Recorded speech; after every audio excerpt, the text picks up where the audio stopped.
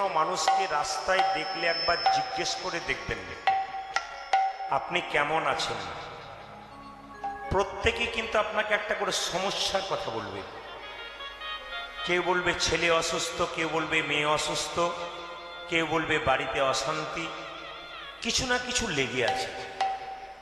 যিনি কয়েকশো কোটি টাকার মালিক কিন্তু ভগবান ভজনা করে না, তাকে জিজ্ঞেস করে দেখুন আপনি কেমন আছেন, উনি খালি বলবেন টেনশন টেনশন টেনশন। রাত্রিবেলায় ঘুমাবার সময় তাকে একটা ঘুমের ট্যাবলেট খেতে হয়, নইলে ঘুম হয় না। কিন্তু কোনো কৃষ্ণ ভক্তকে জিজ্ঞেস করুন আপনি কেমন আছেন, উনি বলবেন হরির কৃপায় ভালোই আছে। আপনারা ভালো বলতে শিখুন। মানুষের কাছে দুঃখের কথা বলে আপনার লাভ নেই। রাস্তায় কারোর সঙ্গে দেখা হলো, তাকে দেখে বললেন আমার এই সমস্যা আছে, উনি সমাধান করবেন না। আপনার সমস্যার সমাধান করার দায়িত্ব একজন নিয়েছেন, স্বয়ং ভগবান কৃষ্ণ। তাই আপনাদের বারবার বলবো যে যে যত ধৈর্য ধরে হরিনাম শুনবেন তার তত গৌর গোবিন্দের কৃপা হবে। এ সংসারে মায়েরা বাচ্চাদেরকে বলেন না ধৈর্য ধরে পড়, ধৈর্য ধরে পড়, হ্যাঁ মন দিয়ে পড়। আপনাদের কাছে আমার নিবেদন রইল, আমি বলি নাই, পণ্ডিত বলেছেন মান মানা মাদ ভক্ত মাদ জাজিমাং গুরু। তার মানে কি, আপনি কটা টাকা ভগবানকে দিলেন, কটা আপেল কটা লেবু ভগবানকে দিলেন, ভগবান ওটা দেখে না। আপনি আপনার মনটা কতখানি ভগবানকে দিলেন, ওইটাই ভগবান দেখে। আজকে আপনারা কিছু আনেন আর না আনেন, সুন্দর করে একটা করে মন আপনারা এনেছেন। ভগবান কৃষ্ণ বলছেন আমি রাধারানীর দাস। তাকাবেন, রাধারানীর দাস কৃষ্ণ। কেন? কৃষ্ণ নিজের হাতে রাধারানীর পায়ে তার নামটা লিখে দিয়েছেন। চিন্তা করুন আপনারা, ভগবান কৃষ্ণ নিজের হাতে রাধারানীর চরণতলে নিজের নামটা লিখে দিয়েছিল, কৃষ্ণ কৃষ্ণ বলে। নাম লিখতে গিয়ে কৃষ্ণ মনে মনে ভাবছে যদি কৃষ্ণ নাম তো কঠিন নাম, যদি লিখতে লিখতে আঁচড় লেগে যায়, তাই বলল ধুলাতে লিখিলাম নাম পদ রাখো তাই। তার মানে আমি ধুলোর মধ্যে কৃষ্ণ নাম রাখলাম, লিখলাম, তার উপরে তুমি চরণটা দাও।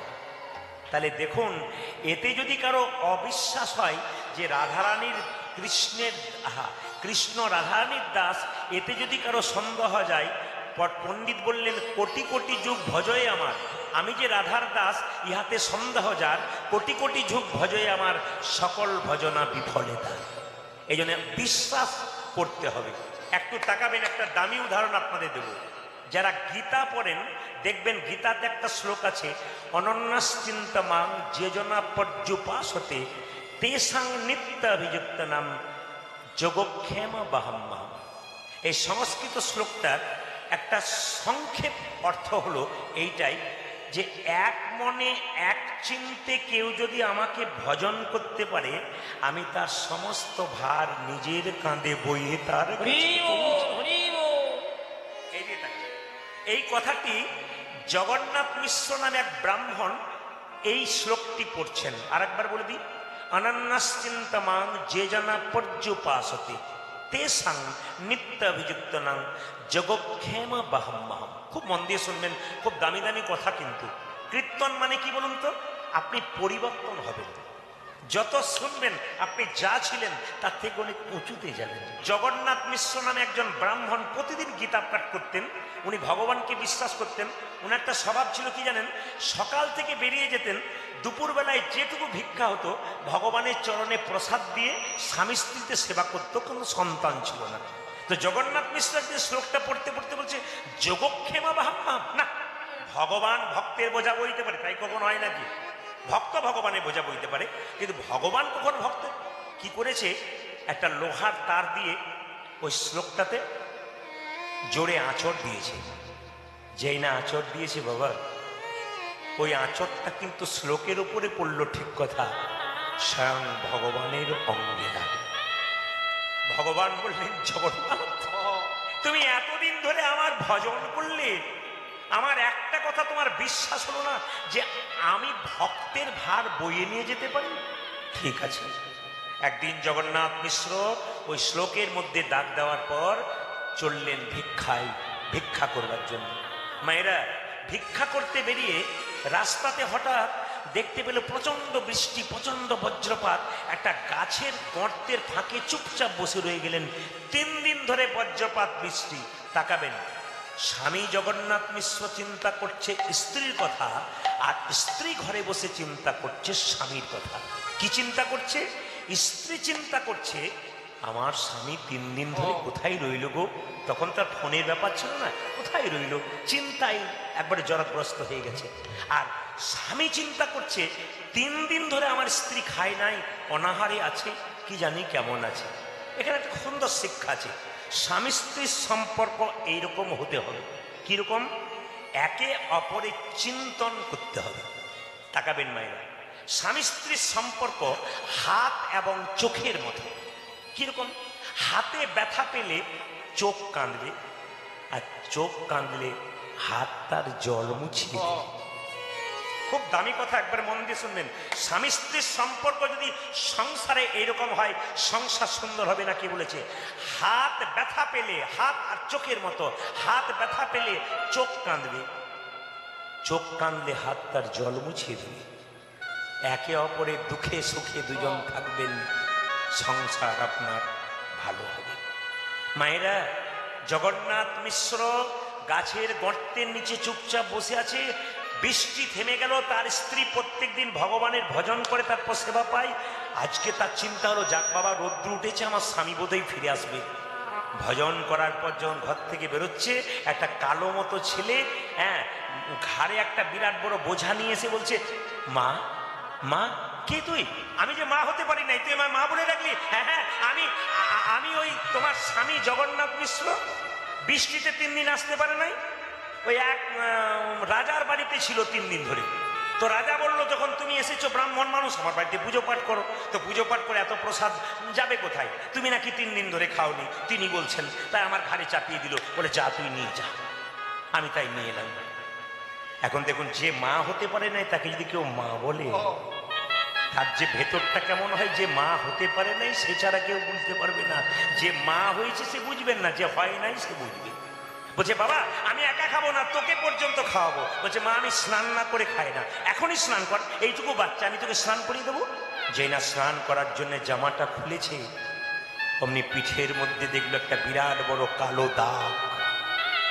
একি রে, তোর পিঠে কালো দাগ কোথা থেকে এলো? জানো, তোমার স্বামী জগন্নাথ মিশ্র আমায় মেরেছে। আমি নাকি এত বড় বোঝা তোমার কাছে আনতে পারবো না, ভক্তের কাছে, ওই জন্য আমাকে মেরেছে। লোহার কাঠি দিয়ে আমাকে হাঁচড় দিয়ে দিয়েছে। দেখো আমার পিঠে কত যন্ত্রণা। স্ত্রী মনে মনে ভাবছে, আমার স্বামীটা তো পছন্দ নয়। আচ্ছা, একবার বাড়ি ফির, তারপর দেখাচ্ছি মজা। আয় আয়, তোকে আগে সেবা দিই। স্ত্রী নিজের হাতে সেবা দিচ্ছে কালো ছেলেটাকে। সেবা দেবার পর সেই ছেলেটি বলল, মা, এবার তুমি সেবা করো, আমি বারান্দায় বসি। ভেতরে যখন মা সেবা করছে, তখন সেই ছেলেটি উধাও হয়ে গেছে। বাইরে বেরিয়ে দেখছে, খোকা তুই কোথায়? দেখলো আর সন্তান নাই, আছাড় খেয়ে পড়লো, অচৈতন্য হয়ে গেল। আর স্বামী জগন্নাথ মিশ্র মনে মনে ভাবেছে, আজ তো বৃষ্টি থেমে গেছে, 3 দিন অনাহারে স্ত্রী আছে, এক কাজ করি, 2-4টা গ্রাম ভিক্ষে করে নিই, ভিক্ষে করে নিয়ে গিয়ে ভোগ দেবো, দুজনে মিলে সেবা করব। যখনই সে পালিয়ে গেছে আর অচৈতন্য হয়ে গেছে, তার স্ত্রী দরজায় চিৎকার করে ডাকছে তার স্বামী জগন্নাথ মিশ্র, কই গো ঘরণী, এই দেখো, চারদিক। তুমি অজ্ঞান হয়ে পড়ে আছো। ও, বুঝতে পেরেছি, 3 দিন কিছু খাওনি তো, ওই জন্য তোমার বোধহয় শরীরটা হালকা হয়ে গেছে। কি বলছো তুমি? এই তো কিছু না, একটা কালো বালক এসেছিল, একবারে কালো কুচকুচে, কি সুন্দর দেখতে গো, কৃষ্ণ ঠাকুরের মতো। আবার সে এক বোঝা প্রসাদ নিয়ে এসেছিল, তুমি নাকি রাজার বাড়িতে পুজো করেছো, সে খেলো, আমি খেলাম, আমি নিজের হাতে। আবার তুমি এত পছন্দ, তুমি তাকে মেরেছো, সে বোঝা বইতে পারে না বলে। সেই বালক কই আর নাই, আছাড় খেয়ে পড়ল জগন্নাথ মিশ্র। প্রভু, যোগক্ষেম অবহাম কথাটা লেখা আছে, ওই লেখার উপর আমার বিশ্বাস হয় না, আঁচড় দিয়েছিলাম। তুমি প্রমাণ দিয়ে গেলে ভক্তির দ্বারে যে সত্যি ভগবান ভক্তের বোঝা বইতে পারে। মায়েরা, আজকে ব্যাংকে 10,000 টাকা জমা দিন, 10 বছর পরে ওটা ডবল হবে। আজকে কাউকে খারাপ গালি দিন অন্যায় করে, ওটা 10 বছর করে আপনি ডবল করে ফিরে পাবেন। এখন নিমাইকে হারালো কেন সচিমাতা? কি এমন অপরাধ করেছিল? একটু তাকাবেন, সবাই জানেন ত্রেতা যুগে রামচন্দ্র 14 বছরের জন্য বনবাসে গিয়েছিল। জোরে বলবেন, কার জন্য গিয়েছিল? জোরে বলুন। বিমাতা কৈকেয়ীর জন্য গিয়েছিল। এই যে তাকাবেন মায়েরা, বিমাতা কৈকেয়ীর জন্য গেল কোথায়? বনবাসে। যখন বনবাসে যাচ্ছে রামচন্দ্র, তখন কৌশল্যা মা রামচন্দ্রের মুখে এক বাটি দুধ তুলে দিয়েছিল। আর কৈকেয়ী কী করেছিল? দুধের বাটিটা মুখ থেকে তুলে নিচে ফেলে দিয়েছিল। তখন সঙ্গে সঙ্গে ভগবান বলল, মা তুমি এখানে অন্যায় করলে, এই যে দুধের বাটি তুমি আমার মুখ থেকে কেড়ে নিলে, আমি তোমার গর্ভে একদিন জন্ম নেব, কিন্তু তোমার স্তনদুগ্ধ পান করব না। কোথায় বলুন তো?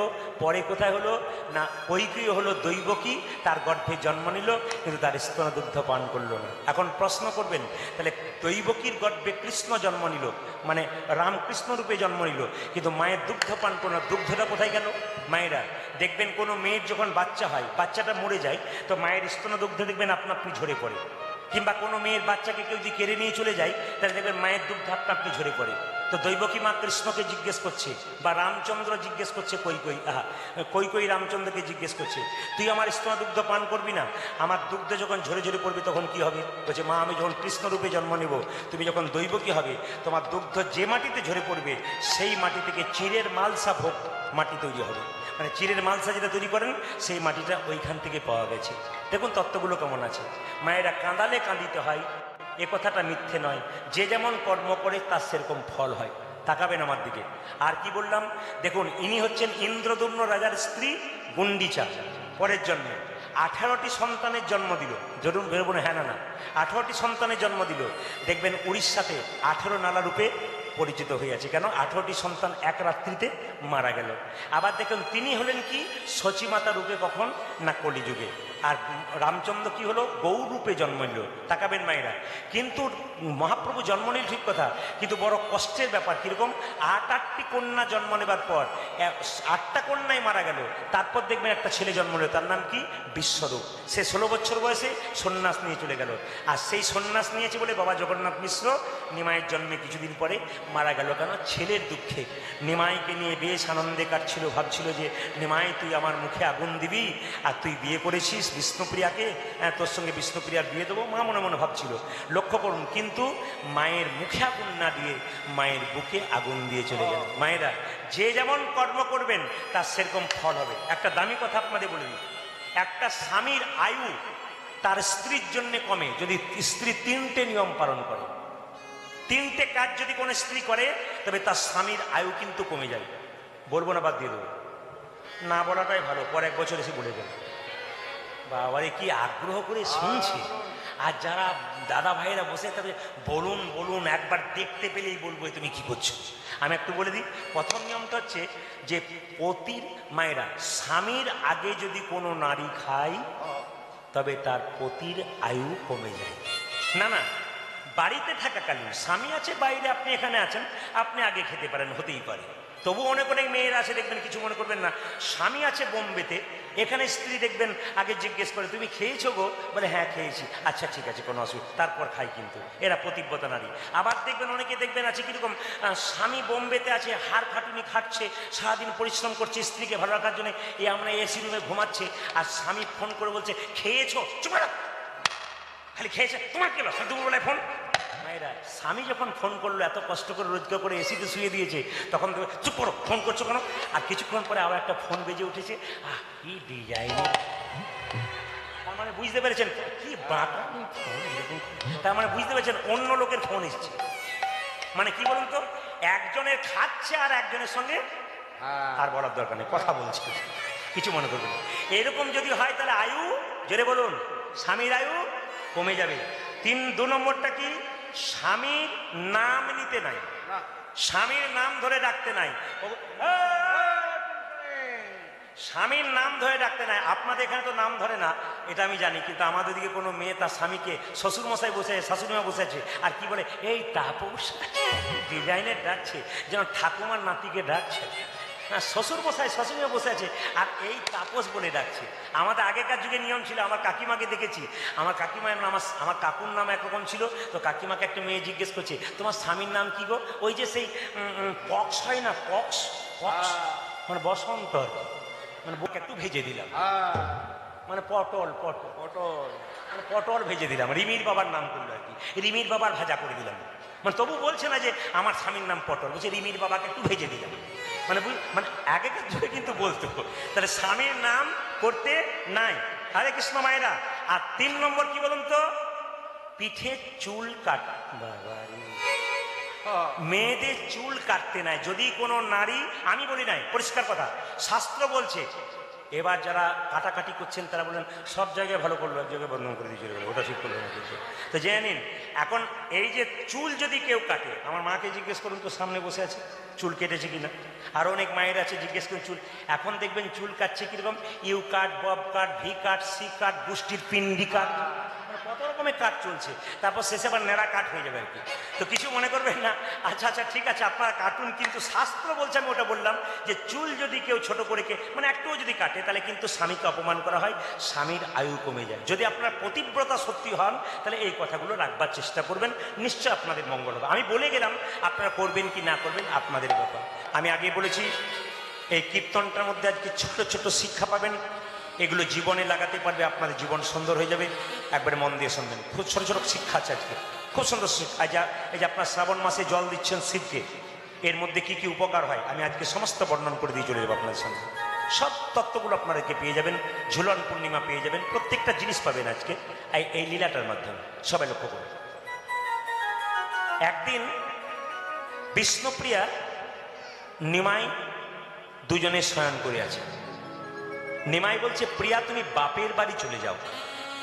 আচ্ছা মায়েরা, আপনাকে আপনার স্বামী যদি বলে বাপের বাড়ি যাও, আপনি কি ভাববেন? আমার বাবা বাড়ি যাবো। কিন্তু বিষ্ণুপ্রিয়া বলে উঠল কি জানেন, স্বামী এটা কি বাপের বাড়ি নয়, এটা তো আমার বাপের বাড়ি। বলছে না, এটা তো আমার শ্বশুর বাড়ি। বলছে না গো, এটা তোমার বাপের বাড়ি, আমার তো বাপের বাড়ি। বারবার বিষ্ণুপ্রিয়া বলছে। নিমাই বলছে আমি এত বড় পণ্ডিত, লোকে আমাকে বলে, আমি জানি মেয়েরা স্বামীর ঘরে থাকে ওটা শ্বশুর বাড়ি, আর বাবার বাড়ি যায় ওটা বাপের বাড়ি। তো এটা শ্বশুর বাড়ি হলো, বাপের বাড়ি কি করে হলো? বলছে শোনো, তুমি যেমন পণ্ডিত, আমিও পণ্ডিতের কন্যা। আসলে বিষ্ণুপ্রিয়ার বাবার নাম ছিল সনাতন মিশ্র। আমি আপনাদের ছোট্ট করে বোঝাই, আমার 2টি কন্যা, একটি ভাগ্যলক্ষ্মী, একটি শুভলক্ষ্মী। তো দুজনেই কিন্তু আমি যখন বাড়ি যাই তখন কোনো কিছু পড়াশোনা করলে ছোটটা কিন্তু আমার পাশে বসে থাকে। তা আমি যেগুলো দাগ দিই ও লক্ষ্য করে বাবা কোথায় দাগ দিল। দাগ দেওয়ার পর পড়াশোনা করতে করতে করতে আমি পড়লাম, তারপর চলে গেলাম, ও কিন্তু দেখতে লাগলো। তারপর কেউ যদি প্রশ্ন করলো, আচ্ছা তোমার বাবা বাড়িতে আছে? বলে হ্যাঁ আছে, ব্যস্ত আছে। আচ্ছা এই জিনিসটা জেনে বলে দেবে তো? বলে আমাকে বলুন, আমি দেখছি। দেখে নিয়েছি আমি, ও 100টা প্রশ্নের মধ্যে ও প্রায় 50টা প্রশ্নের উত্তর দিয়ে দেয়। তো তার মানে আমি কি বুঝলাম, যে বাবা আলোচনা করে বলে মেয়ে আলোচনা করে। আপনি বাড়িতে ভালো আলোচনা করবেন, আপনার ছেলে মেয়ে ভালো আলোচনা করবে। আর আপনি বাড়িতে খারাপ আলোচনা করবেন, আপনার বাড়িটা নোংরা হয়ে যাবে। কিছু মনে করবেন না মা, কলিযুগে আমাদের দুর্ভাগ্য এইটাই যে আমাদের বাড়িগুলোকে আমরা হোটেল বানিয়ে দিয়েছি। তাকাবেন, এই কলিযুগে আমাদের বাড়িগুলোকে আমরা হোটেল বানিয়ে দিয়েছি। কেন বলুন তো? হোটেলে যা যা তৈরি হয় আমাদের বাড়িতে তাই তাই তৈরি হয়। এখন প্রশ্ন হচ্ছে, এটা হোটেল নয়, বাড়িতে যে রান্না বান্নার জায়গা ওটা অন্নপূর্ণার মন্দির, খুব মাথায় রাখবেন। আবার দেখবেন রান্নাঘরে অনেকে চটি পরে রান্না করে। জিজ্ঞেস করি দিদি চটি পরে রান্না করছো? বলছে এটা রান্নাঘরের চটি। মানে আবার রান্নাঘরের স্পেশাল চটি পাওয়া যায় আর কি। মানে কোন জায়গায় আসছে একটু ভেবে নেবেন আপনারা। সবাই টাকা, হ্যাঁ কিনতে পাওয়া যায়। মায়েরা সবাই লক্ষ্য করুন, এখন হচ্ছে কি, এইদিকে এটাকে আমরা হোটেল বানিয়ে দিয়েছি বাড়িটাকে। কিন্তু লক্ষ্য করুন, আগেকার মানুষ ইশারাই বুঝবেন, বাড়িতে খেত আর বাইরে যেত। ইশারাই বললাম, বুঝে নেবেন, বাড়িতে খেত আর বাইরে যেত। এখনকার মানুষ রেস্টুরেন্টে খায় আর বাড়িতে যায়। কি বলছেন? হ্যাঁ না না বলুন, মানে বাড়িতে রেখে দেয়। আচ্ছা কোন জায়গায় পৌঁছালাম আপনারা? আপনারা কোন জায়গায় পৌঁছালেন, আমরা কোন জায়গায় পৌঁছালাম? আমি আপনাদের বলতে চাই, শুদ্ধ ভক্তি লাভ করতে গেলে মায়েরা, বাড়িতে আপনাদেরকে একটা নিবেদন করে দিয়ে যাই, প্রসাদ ভোজি হতে হবে। প্রশ্ন করবেন আপনি কীর্তন করুন, ঠিক আছে, প্রসাদ ভোজি হতে বলবেন না, না না, যারা যারা প্রসাদ ভোজি হতে পারেন নাই তাদেরকে আমি সারা জীবন হতে বলবো না। যারা যারা ইচ্ছা নেই, যারা মাছ মাংস ডিম খান, তাদের জন্য বলে রাখি অন্তত সপ্তাহে 1-2 দিন প্রসাদ ভোজি হল। কিরকম? বৃহস্পতিবার যে হিন্দুর বাড়িতে নিরামিষ হয় না, ওটা হিন্দুর বাড়ি বলে কোনো পরিচয় দেওয়া উচিত হয় না। যেদিন বৃহস্পতিবার দিন রান্না করবেন সেদিন বাড়িতে কি করবেন মায়েরা? নতুন হাঁড়ি কড়া কিনে রাখবেন, একটু অন্ন তৈরি করবেন। কি অন্ন? সেদ্ধ চাল নয়, আতপ চাল সেদ্ধ করে ভগবানের চরণে প্রসাদ দিয়ে দেবেন। ওই প্রসাদটা সবাইকে থালায় থালায় একটা তুলসী পত্র দিয়ে দেবেন। সেদিন একটা প্রসাদ পাওয়া হয়ে গেল। বৃহস্পতিবার তো আমিষ খান না, একটা নিরামিষ রান্না হয়ে গেল। কেউ যদি জিজ্ঞেস করে তুমি প্রসাদ পাও, বলে হ্যাঁ হ্যাঁ আমি সপ্তাহে 1 দিন পাই। তাহলে প্রতি বৃহস্পতিবার যদি আমরা বাড়ি বাড়ি অন্তত প্রসাদ পাই, মায়েরা 1 দিন হোটেলে যাচ্ছেন সপ্তাহে, 1 দিন বাড়িতে মন্দিরে প্রসাদ পান। 1 দিন হোটেলে যাচ্ছেন, 1 দিন মন্দিরে গিয়ে ভগবানকে প্রণাম করুন। দেখুন আপনার মানে অ্যাডজাস্টটা ঠিক করুন। বুক আচ্ছা, এই পকেটে আপনি মোবাইল রেখেছেন, এই পকেটে গীতা রাখুন, তবে তো আপনার সামঞ্জস্য ঠিক হবে। সবচেয়ে দুঃখের ব্যাপার কি বলুন তো, আপনারা বাড়িতে মন্দির তৈরি করেছেন, বাইরে মন্দির তৈরি করেছেন, সেই মন্দিরে যখন পূজা করতে যাচ্ছেন দীপ জ্বালাচ্ছেন আর গোছা গোছা ধূপ জ্বালাচ্ছেন, কিন্তু মাথায় রাখতে হবে ভগবান যে দেহ মন্দিরটা দিল, এখানে কি দিলেন? আমাদের তৈরি ওই মন্দির, ওতে ইট আছে, চুন, অনেকেই বান্ডিল বান্ডিল বিড়ি দিয়ে দিল, কিন্তু অন্য কিছু করতে পারলো না। সবচাইতে লজ্জার ব্যাপার আমাদের এইটাই। তাই আমি বলবো আগে আপনাদের দেহ মন্দিরটা সুন্দর করুন। রামকৃষ্ণদেব স্ত্রী সারদা মা বলেছে, অপরের দোষ ধরবার আগে নিজের দোষগুলোকে ঠিক করে নাও, সবাইকে তুমি নির্দোষী দেখবে। আর যদি নিজেই দোষী থাকো, তাহলে যদি কেউ দোষ করে না তাকেও তুমি দোষী দেখতে শুরু করবে। আগে ভালো হতে হবে মায়েরা। তাই সঙ্গে সঙ্গে বিষ্ণুপ্রিয়া বলল, এটাই আমার বাপের বাড়ি, তুমি আমার বাবা, তুমি আমার ছেলে, তুমি আমার ভাই, তুমি আমার বন্ধু। চুপ করো, অনেক করেছো তুমি। আমি তোমার বাবা কি করে হলাম? আমি তোমার ভাই কি করে হলাম? আমি তোমার ছেলে কি করে হলাম? বলছে আমার বাবার কাছ থেকে আমি শুনেছি তুমি আমার বাবা কি করে হলে জানো? অন্নদানে পিতা সম, রতিদানে পতি।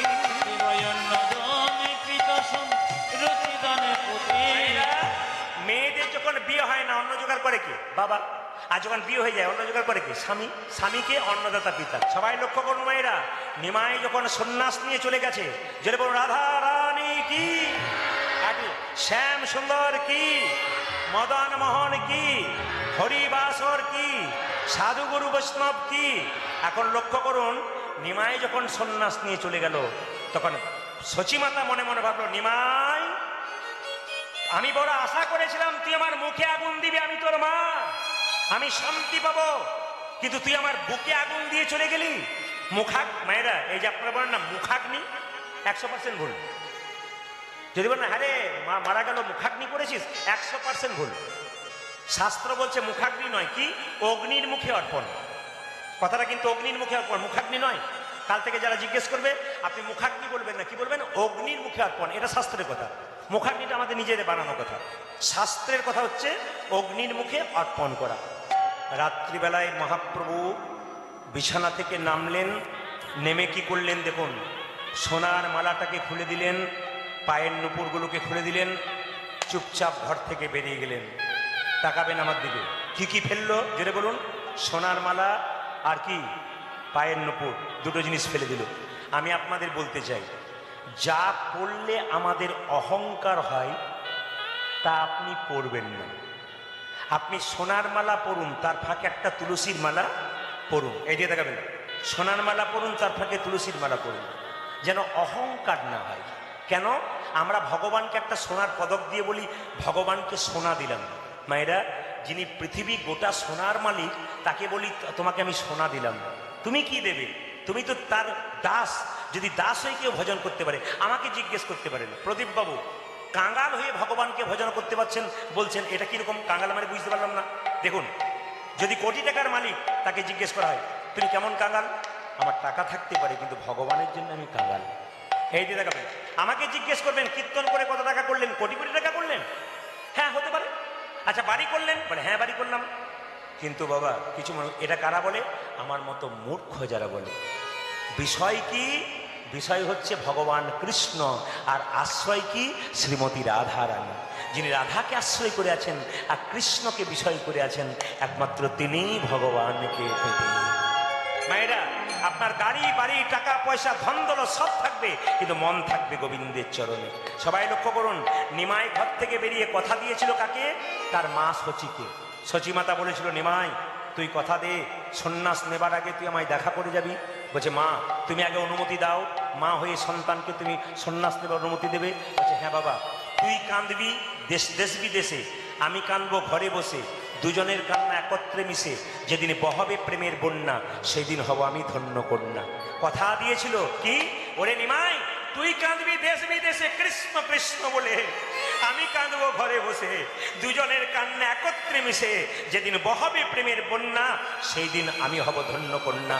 যা নিমাই, তোকে অনুমতি দিলাম। কিন্তু মায়েরা কথা দিয়েছিল, যেদিন তুই যাবি আমাকে বলে যাবি। নিত্যানন্দ বলল, মা এ তুমি কি করছো? তুমি জানো না তোমার ছেলে কি জন্যে ঘর থেকে বেরিয়েছে? জগতের জীবকে হরিনাম দিয়ে উদ্ধার করবে এমন মা কজন আছে গো? যে মায়ের গর্ভে কৃষ্ণ ভক্ত সন্তান জন্ম নেয়, ওই মায়ের গর্ভটাকে রত্নগর্ভা বলে। আজকে যারা কীর্তন শুনতে এসছেন, যাদের ছেলেরা কৃষ্ণ ভক্ত হবে, সেই মা জানবেন আপনাদের গর্ভটা গর্ভ নয়, রত্নগর্ভা। ঈশ্বরচন্দ্র বিদ্যাসাগরের জন্ম দিয়েছিল ভগবতী দেবী, জানবেন ইনি হচ্ছেন রত্নগর্ভা। আপনারা মায়েরা যারা কৃষ্ণ ভক্ত হয়েছেন, দেখবেন সন্তান জন্ম দেবেন, আপনার সন্তান যদি কৃষ্ণ ভক্ত হয় তাহলে দেখবেন আপনার রত্নগর্ভা। তাই বলছে, মা এ তুমি কি করছো? তোমার ছেলে বিশ্ববাসীর জন্য হরিনাম দিতে যাবে, আর তুমি আত্মহত্যা করতে যাচ্ছ। শোনো মা, তুমি কি চাও? বলছে, আমি নিমাইকে মাতৃহত্যার পাপে লিপ্ত করব। এই যে তাকাবেন, বলুন তো মায়েরা, শাস্ত্রে মাকে মেরেছিল বাবার কথাই কে? জোরে বলুন। মাকে, হ্যাঁ বাহ, কে বলেছে? খুব সুন্দর বলেছে বাচ্চাটা। পরশুরাম কিন্তু বাবার কথায় তার মাকে কুড়াল দিয়ে মেরেছিল, কুঠার দিয়ে। তাকাবেন, যখন মেরেছিল, হ্যাঁ, কিন্তু পিতা, আয় দিয়ে তাকাবেন, কিন্তু বাবার কথায় ছেলেকে মাকে মারতে পারে, কিন্তু মাতৃহত্যার একটা পাপ আছে। তাকাবেন, মাতৃহত্যার পাপ আছে। তার প্রমাণ কি? না, যে কুঠারটা করে তার মাকে মেরেছিল, পরশুরামের হাতে সেই কুঠারটা লেগে রয়ে গেছিল। বাবাকে জিজ্ঞেস করলো, বাবা আমি যে মাকে মারলাম এই কুঠার দিয়ে, এই কুঠার আমার হাতে লেগে রইল কেন? ছাড়বে কি করে? বলছে, তুই তীর্থে তীর্থে ঘুরে বেড়া, একদিন তীর্থের কৃপা হলে তোর হাত থেকে কুঠারটা ছেড়ে যাবে। মায়েরা, পরশুরাম রাস্তা দিয়ে পেরিয়ে যাচ্ছে, হঠাৎ দেখতে পেল হাতে কিন্তু কুঠার লেগে আছে। হঠাৎ দেখতে পেল একজন ব্রাহ্মণ চাষ করছে মাঠে, ডান দিকে গাভী আর বাঁ দিকে গাভীর বৎস। সে জোয়ান, বৎসটা জোয়ান, গাভীটা বয়স হয়ে গেছে। ব্রাহ্মণ খুব পেটোচ্ছে কাকে? গাভীটাকে। বারবার দিয়ে মারছে, কেন? চলতে পারছে না বলে। এখন মাকে মারছে দেখে গাভীটা কি করেছে, বৎসটা কি করেছে, তার বাচ্চাটা কি করেছে, ব্রাহ্মণের পেটে সিংটা ঢুকিয়ে দিয়েছে। আর সঙ্গে সঙ্গে ব্রহ্ম হত্যার পাপে লিপ্ত হলো। সঙ্গে সঙ্গে গাভীটা, ওই বৎস মানে গাভীটার বাচ্চাটার রংটা কি হয়ে গেল? কালো থেকে সাদা থেকে কালো হয়ে গেল। জিজ্ঞেস করছে গাভী, এ তুই কি করলি? তুই ব্রহ্ম হত্যার পাপে লিপ্ত হলি। যা, তুই ব্রহ্ম নদী চলে যা, ওখানে স্নান কর, দেখবি তুই ব্রহ্ম হত্যার পাপ থেকে মুক্তি পাবি। মায়েরা, সেই পথ দিয়ে যাচ্ছিল কে? পরশুরাম। দেখতে পেল গাভীর বৎসটা যে না স্নান করেছে ব্রহ্ম নদে, অমনি কালো রং হয়ে গেছিল সাদা রং থেকে। হঠাৎ স্নান করার পর আবার সাদা রং ফিরে পেল। সেই ব্রহ্ম নদে স্নান করলো কে? না পরশুরাম। আর তার হাত থেকে কুঠারটা ছেড়ে পড়ে গেল। আমি আপনাদের বারবার বলবো, দুটো কথা বলে যাব। কোনো ছেলে তার মাকে কটু কথা বলবে না, কোনো ছেলে তার বাবাকে কটু কথা বলবে না। তোমার যদি রাগ হয়, অভিমান হয়, তুমি চুপ করে থাকবে, কিন্তু মা বাবাকে কটু কথা বলবে না। দ্বিতীয়, কোনো নারীর চুলের মুঠি ধরে কেউ আঘাত করবেন না। যারা দাদা ভাইরা কীর্তন শুনছেন, যদি কোনো পুরুষ তার স্ত্রী বা কোনো নারীর চুলের মুঠি ধরে আঘাত করে, তবে এখানে আসলে জানিয়ে যায় আপনাদেরকে, আপনি যে পুরুষ এই কাজ করবে, সেই পুরুষ একবারে সর্বশান্ত হয়ে যাবে, ধ্বংস হয়ে যাবে। তার প্রমাণ কি? সীতার চুলের মুঠি ধরেছিল কে? রাবণ। ধ্বংস হয়ে গেছিল মা। এইদিকে দৈবকীর চুলের মুঠি ধরেছিল কে? কংস মহারাজ। ধ্বংস হয়ে গেছিল। দুর্যোধন চুলের মুঠি ধরেছিল কার? একবারে দ্রৌপদীর ধ্বংস হয়ে গিয়েছিল, শাস্ত্র প্রমাণ দিচ্ছে। তাই আমি আপনাদের বলবো, কোনো রাগ হবে, অভিমান হবে, স্ত্রীকে বলবেন কথায় কথায়, স্বামীকে বলবেন কথায় কথায়, কিন্তু কোনো স্ত্রী, কোনো পরনারীর চুলের মুঠি ধরে কোনো পুরুষ যদি বারবার আঘাত করে, পরিষ্কার জেনে নিন সেই পুরুষ একবারে ধ্বংসের পথে যাবে। আমি বলি নাই, শাস্ত্র কিন্তু পরিষ্কার করে বর্ণন করে দিয়েছে। এই কীর্তন শুনতে শুনতে আপনারা অনেক কিছু তত্ত্ব শুনতে পাবেন। আজকে আপনাদের জানিয়ে যাই, এই মাসটা কি মাস চলছে? সবাই মাথায় কাপড়টা নিন ধীরে। এই মাসটা কি মাস চলছে? ভাদ্র মাস নাকি? আমার জানা ছিল না, ভাগ্যিস আপনারা এসেছিলেন, মানে বুঝতে পারতেন। আচ্ছা মায়েরা, এই মাসটা কি মাস? শ্রাবণ মাস। আচ্ছা, এই মাসটাতে আপনারা কটা সোমবার পেয়েছেন? 4টে সোমবার পাবেন। 4টে সোমবার, একটা 6 নাকি, একটা 13, একটা 20 আর একটা 27। এই 4টে সোমবার আপনারা পাচ্ছেন। আপনাদের বলে যাই, এই সোমবার একটা রহস্য আপনাদের বলে যাই। এই সোমবার দিন কিন্তু বাবা ভোলাকে আপনারা জল ঢালবেন, কিন্তু শিবলিঙ্গ বাড়িতে দুটো রাখার নিয়ম নয়। শিবলিঙ্গ একটাই রাখবেন। শিবলিঙ্গের আকার কতটা হবে তাকাবেন। মন্দিরে বড় হতে পারে, কিন্তু আপনার বাড়িতে যে শিবলিঙ্গ রাখবেন তার আকার হবে, উচ্চতা হবে এতটা, একটু কম বেশি হতে পারে, এক মুষ্টি। খুব মাথায় রাখবেন, তাকান আমার দিকে, এতটা হবে। এইবার শিবলিঙ্গে যখন জল ঢালবেন, শুধু শিবলিঙ্গ রাখবেন না, আপনি কাকে রাখবেন? শিবের একজন পরম প্রিয়, কে বলুন তো? গরুটার নাম কি? কি নাম? নন্দী নাকি? ওকে রাখবেন। আর কাকে রাখবেন? না, গণেশকে রাখবেন, আর কার্তিককে রাখবেন, আর পার্বতী মাকে রাখবেন, তাদের ছবি রাখবেন। যখন জল দেবেন তখন মাথায় রাখবেন, যে শিবলিঙ্গে জলটা আপনি দেবেন, সেই শিবলিঙ্গে জলটা দেওয়ার সময় যে জলটা নিচে পড়বে ওটা কিন্তু একটা থালা হবে। কিসের থালা হবে? কাঁসার থালা হবে, অথবা সেই থালাটা হতে পারে কি আপনার ওই পাথরের থালা হতে পারে। এটা কিন্তু মাথায় রাখবেন জল যখন দেবেন। এবার শিবলিঙ্গ পুজো করলে বা শ্রাবণ মাসে শিবের তত্ত্ব কথা শুনলে কি লাভ হয়, একটি প্রমাণ আপনাদের দিয়ে দেবো। আজ আপনারা নতুন করে শুনে যান, ইউটিউবের মাধ্যমে প্রচুর শুনেছেন, আজকে একটা নতুন প্রমাণ দিয়ে দিই আপনাদেরকে। বলছে সমুদ্র তীরবর্তী এলাকায় একটা জায়গা ছিল, জায়গাটার নাম দাসকল। জোরে বলুন, কি বললাম? দাসকল। সেখানে একজন ব্রাহ্মণ বাস করতেন, তার নাম হচ্ছে বিন্দুক। নামটা কি বললাম? জোরে বলুন, বিন্দুক। মনে মনে রাখবেন, কি বললাম? বিন্দুক। আর তার স্ত্রীর নাম কি ছিল? চঞ্চুলা। স্বামী স্ত্রীতে দিব্যি দিন কাটছিল, কিন্তু স্বামী কি করলো, কিছুদিন পরে অসৎ সঙ্গে মিশে বেশ্যালয়ে যেতে শুরু করলো। নতুন বিয়ে করেছে মেয়েটাকে। আচ্ছা, কোনো স্বামী নতুন বিবাহের পর তার স্ত্রী প্রত্যেকদিন অপেক্ষা করে থাকে স্বামীর জন্য, কখন আসবে, তাকে সেবা দেব, খাওয়াবো, যত্ন করবো, এটা থাকে, ইচ্ছা থাকে মায়েদের। স্বামী বিবাহের পর স্ত্রীর প্রতি যদি কর্তব্য না করতে পারে, তাহলে সেই পুরুষকে বিবাহ করা উচিত নয়। শাস্ত্র পরিষ্কার করে বলেছে, যদি কোনো পুরুষ রোজগার করতে না পারে, যদি কোনো পুরুষ ভরণ পোষণ করতে না পারে বিবাহের পর তার স্ত্রীকে, তাহলে সেই স্বামী বিবাহ করার কোনো অধিকার নেই।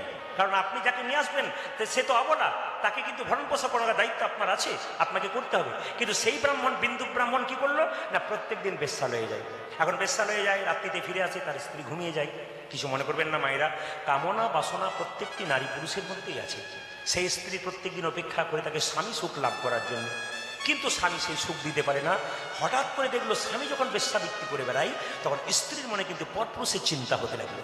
আর পরপুরুষের চিন্তা করতে করতে কিছুদিন পরে কোনো কোনো পুরুষের সঙ্গে সম্পর্ক করে বাড়িতে গিয়ে পুরুষের সঙ্গে মিলন করতে লাগলো, বাইরের পুরুষের সঙ্গে। এখন লক্ষ্য করুন মায়েরা, এর জন্য দায়ী কে বলুন তো?